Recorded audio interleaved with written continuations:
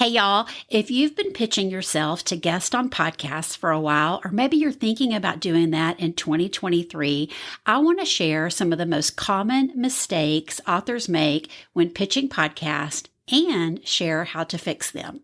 So when we start pitching podcasts, sometimes what we hear back from podcast hosts are some of these replies. We're full, but we'll keep your pitch on file. Our guests are by invite only. We've covered that topic already. It's not a fit right now. We're not accepting guest pitches. Or the dreaded no reply, and all we hear is crickets. And these are common responses we hear, but it can be frustrating and we start thinking podcast pitching is not worth my time. But sometimes there's nothing we can do to change these responses. But after sending thousands of podcast pitches over the last 3 years, I've learned a thing or two from the pitches that receive these responses versus the ones that get the yes, I'd love to have you as a guest. So you're listening to Book Marketing Mania, and I'm your host, Kim Stewart, and my mission is to help you build relationships and reach new readers by guesting on podcasts.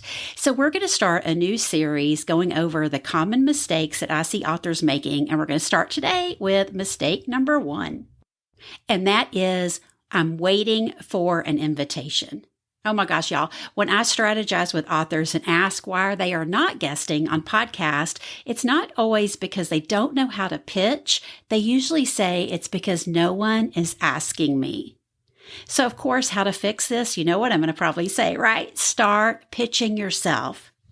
Remember some of the responses I shared that you might receive from your podcast pitch, and I mentioned crickets. Well, if you're not pitching and you're waiting for an invitation, crickets is what you're going to hear back. The podcast host serving your target readers won't know anything about you and your message if you don't start pitching. Our target readers have problems our books can solve, and they're asking questions that our books can answer.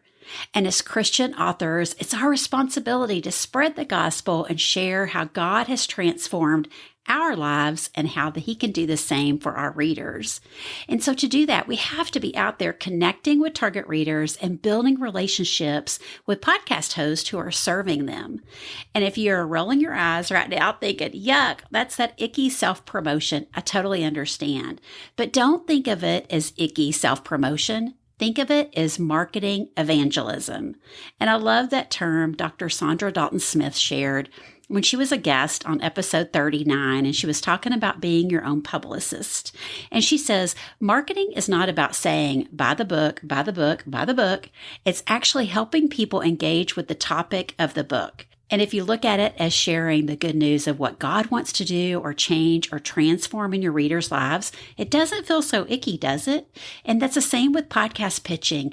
Get out there, pitch yourself to be a guest on podcast, and let podcast hosts know how you can benefit their listeners, because those listeners are your target readers and you want to help change their lives. So don't make the podcast pitching mistake of waiting for an invitation from podcast host. Get out there and start building connections and pitching yourself to be a guest.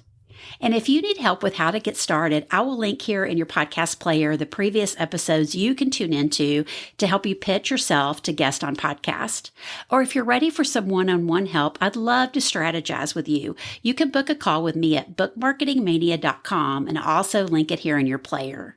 And thanks for tuning in today. I can't wait to see you next week as we continue this series on common pitching mistakes. And I'm going to share podcast pitching mistake number 2, which is pitching without a plan. And of course, I'll share how to fix it. See you then.